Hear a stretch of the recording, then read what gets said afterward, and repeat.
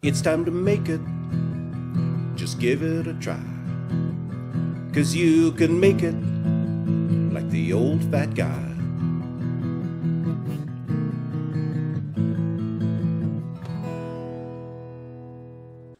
Welcome to this episode of You Can Make It with David Farrell, the old fat guy.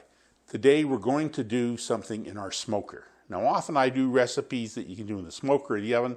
Today's recipe is for a full packer brisket, and you got to do this recipe in your smoker. So if you've just been doing ribs and the occasional cut of pork in your smoker, or maybe a piece of chicken, today we're going to do a brisket, which is the sign of a true pitmaster.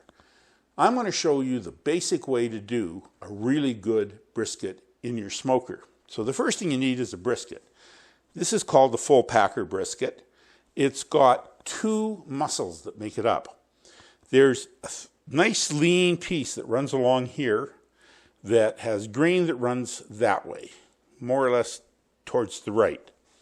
And then there's the point, which is a big, thick, fatty muscle that lies under this part of it that has a grain that runs this way and is not as lean and is much more marbled with fat and makes what they call fatty cuts. So the thing with a brisket is it's not like a fancy roast you buy in the store. It comes as a big slab of meat from the factory, and it usually requires some trimming. So I suggest you put it lean side up. You'll see there's a fat side and a lean side. And you want to make sure that the edges are not rough and ugly like this is. This edge is pretty good except for a fat area. So we're going to start off by cutting off this ugly edge along here. And we're going to do that by just taking a really sharp knife and cutting about 1/4 of an inch off of this edge.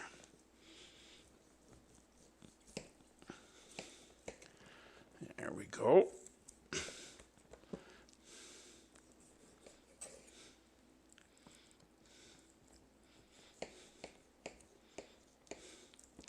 There we go, a nice smooth edge. Now, quite often this edge from the factory isn't too bad. Just this one's a little rough, so we're going to cut it off. So there we go. We got a nice smooth edge to deal with here. Now you can use these trimmings to make sausage or any other project you have that you want to grind some fatty meat into. So now that we've got that edge pretty good, the next edge we're going to look at is this one. Now there's a little thin part here. Now that thin part will quite often cook up quite tough because it is so thin. So you just want to cut it up to the thicker part. And we'll just keep cutting through till we get that to a nice bit thicker piece of lean beef. Now, we have the other edge. Now the problem with this edge is it's a little rough there and there's this big fatty piece along here. So I'm going to just trim this a bit just to get a nice clean edge.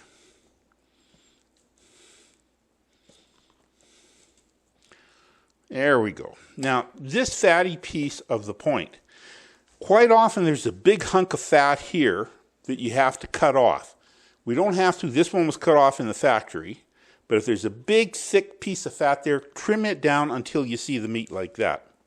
Now, you'll see this fatty, ugly section along here. We don't want that. That's just not pretty.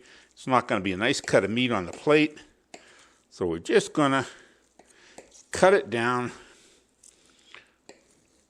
so that it's a nice smooth edge.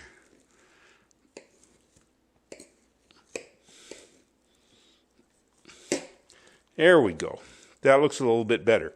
So now we want to start trimming up the fat. What you're trying to accomplish is to expose only meat and not fat on this surface, because that gives you a really flavorful, crisp part of the brisket they call the bark.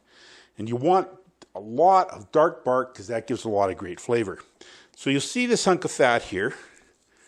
Just take it off. There we go. And you just take it down until you start to see some beef.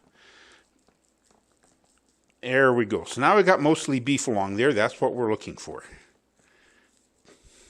There we go. And then there's a little bit of fat along there, but that's the division, and you're just going to leave that. You're looking for this surface.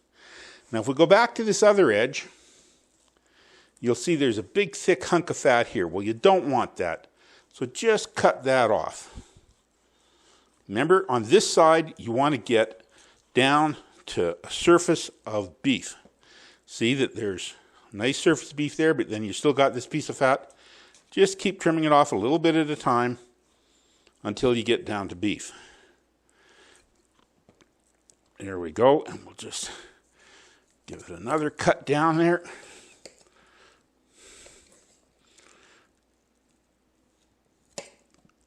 And one more slice should do it. And there you go. You can see beef all along there and beef all along there. And we'll just cut that little tip of meat off there to make it nice and smooth. And remembering what I said, what you want up here is as much beef showing. So you'll have these little pieces of fat and silver skin. You want to cut them off. So there's a little bit here. We'll just slowly cut through it. Now you won't get rid of all of this because it's a seam, but just try and get it down to a nice smooth surface, just like that. And then we want to take all of this fat and silver skin, just slowly slice it off to get it down to a surface of only beef. Now we'll just keep cutting through that silver skin.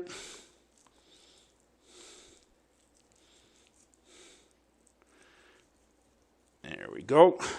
Now you don't have to worry about leaving a little bit of it behind. It will cook off.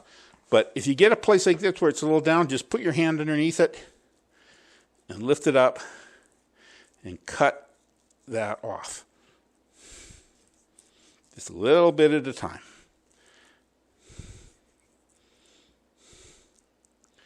And there's a big piece there. Just cut it off.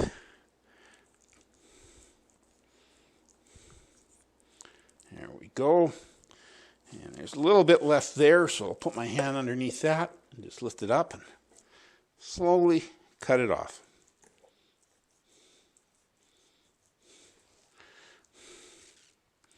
There we go. Nice beef showing there.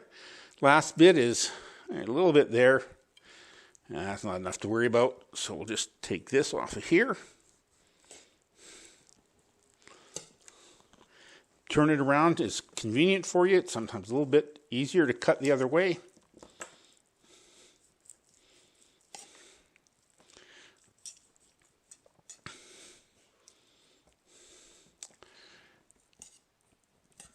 There we go. So we've got most of the silver skin and the fat off of this beef side. Now, you'll watch a lot of videos and a lot of books that'll tell you to trim this fat on this side down to 1/4 of an inch. If you're going into a competition, you do that because you want it to look perfect. At home, it just doesn't matter. You can leave that on. It's called the fat cap. And just leave it the way it is, and it'll be fine. If you want to make it look real pretty, you can try and trim it down to 1/4 of an inch. But for just home use, I wouldn't bother. So we'll flip it back. Oh, excuse me, we'll actually just leave it like that for a second. Now, the next thing we're going to do is put a rub on our brisket. Now, we're going to be using a very simple, basic brisket rub, my favorite. And what we're going to do is we're going to mix together 15 milliliters of ground pepper, 9 milliliters of kosher salt, 9 milliliters of beef base, just the stuff you use to make a cup of broth, the powder that comes in a jar, 9 milliliters of paprika, 9 milliliters of onion powder, and 9 milliliters of garlic powder. So just put all of them in a bowl.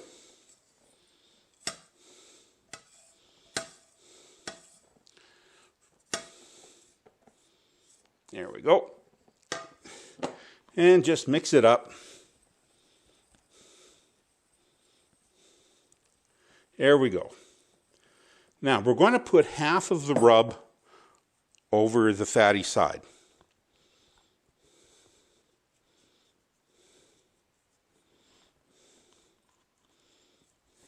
Just rub it in there, pat it down.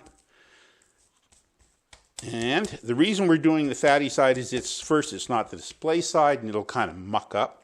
So then we'll flip it over to the nice meat side and we'll put the other half of the rub over the meat side. And we're just going to rub that in. Looks beautiful. I wish you could smell this rub. It's just got great bouquet and flavor. So just get it all over the surfaces there. And there we've put a rub on our brisket. Now, it takes about 1 hour and 10 minutes per pound of brisket to cook. And this is about a 12-pound brisket, so it's going to take roughly 14 hours to cook. Which means I'm going to be getting up at 4 in the morning to put this thing on the smoker. Actually 3:30 because I got to preheat the smoker. So what I'll be doing until then is I'll just be putting this on a tray and putting it in the fridge where it will sit until I'm ready to fire it on a 230-degree smoker. And I'll see you about 4 o'clock this morning. I got up at 3:30 this morning and fired up my smoker to 230 degrees Fahrenheit. And I've put the brisket in the smoker, and you'll note I put it in fat side down. There's quite a controversy about whether it should be fat side down or fat side up. I find that fat side up tends to let the fat go over it, but doesn't give you as good a bark because the lean meat's down towards the fire.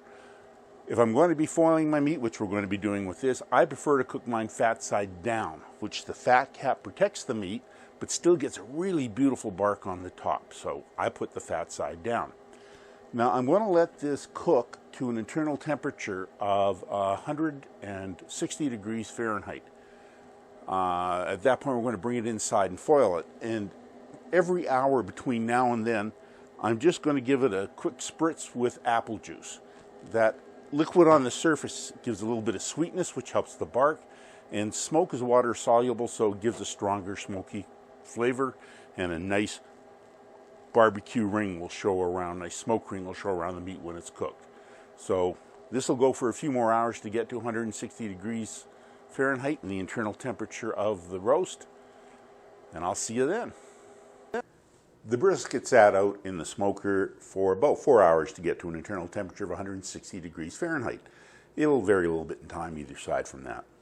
So now what we want to do is wrap the brisket in foil. This does two things. It gets us to the last part of the cooking more quickly, and it lets us put some liquid in to get the brisket really, really tender. So what we're going to do is just take the brisket now, and I've got here 2 big sheets of aluminum foil. And I'm just going to put the brisket in the center of them, like that, and we're going to wrap it up. Now, just bring it together, fold it over. Nice, snug package. Just like that. Okay, and then we're going to go to one end and start folding it over onto the brisket. There we go. Now, before you seal it up though, we want to introduce some liquid. So what I have here is 3/4 of a cup or 175 milliliters of beef broth and 50 milliliters or 1/4 of a cup of soy sauce. And I'm just going to go down to this open end here, and I'm going to pour the liquid in. There we go. And then we're going to fold that up. Now you want to get the foil right mushed up against the meat, because that keeps the broth against the meat and adds some more flavor. There we go.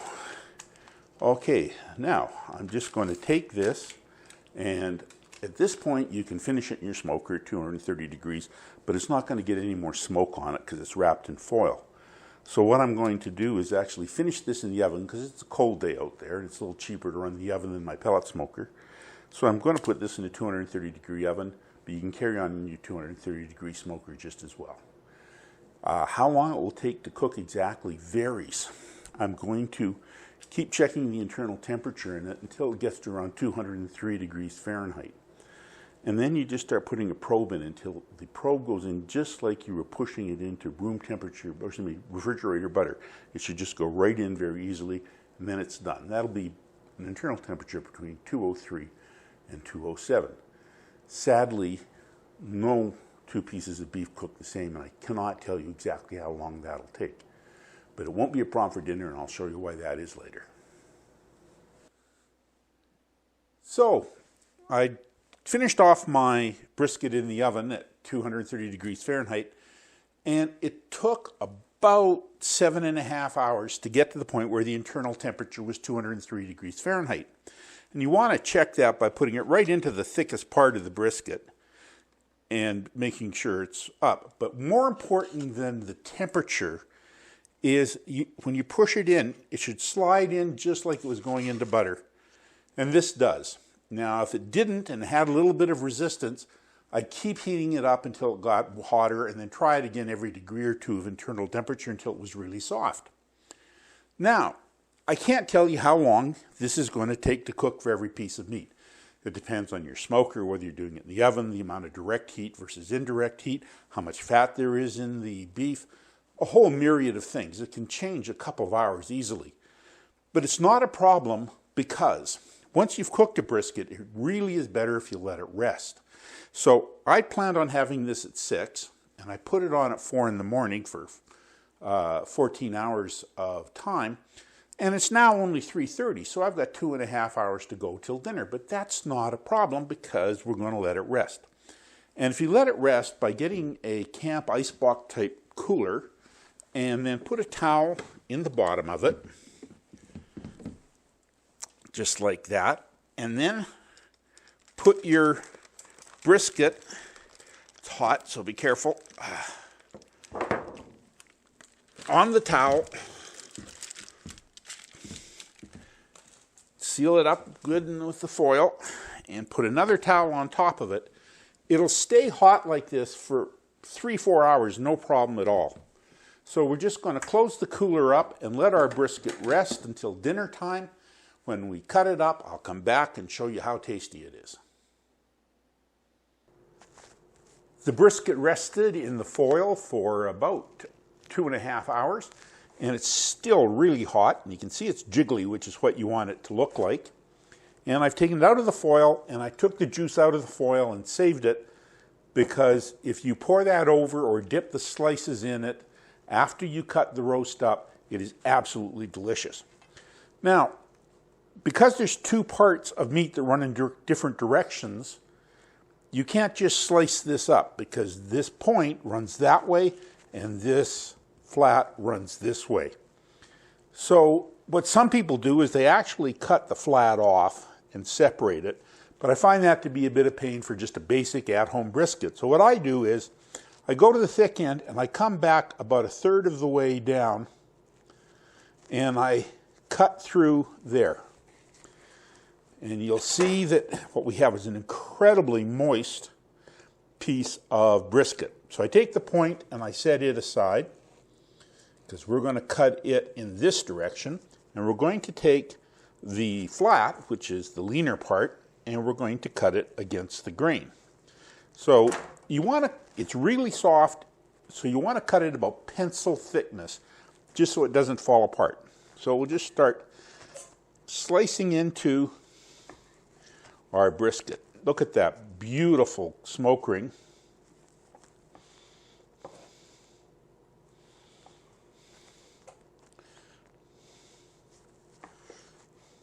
It is just gorgeous. And you'll see that it's incredibly tender. You can just pull it apart. It barely even needs a knife. But of course, the most critical part is to taste it. So we'll take a taste of the flat first.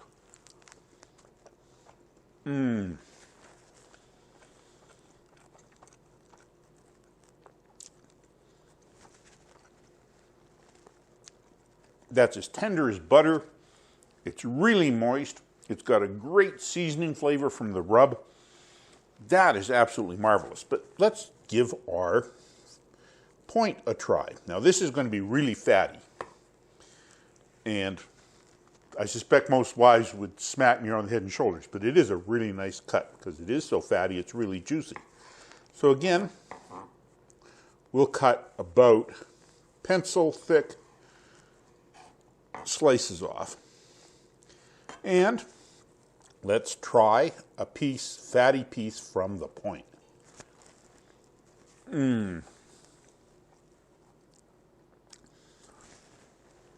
So incredibly juicy with that fat all ribbon through it. It just tastes magnificent. So as you can see, making a brisket is so easy that you can make it.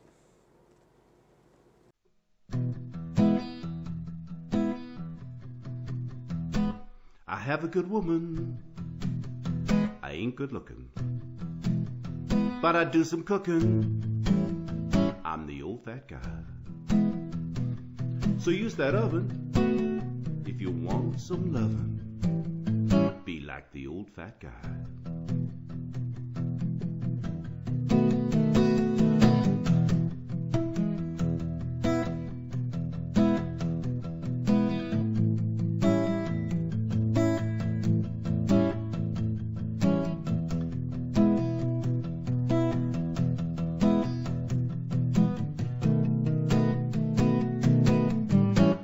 Be like the old fat guy.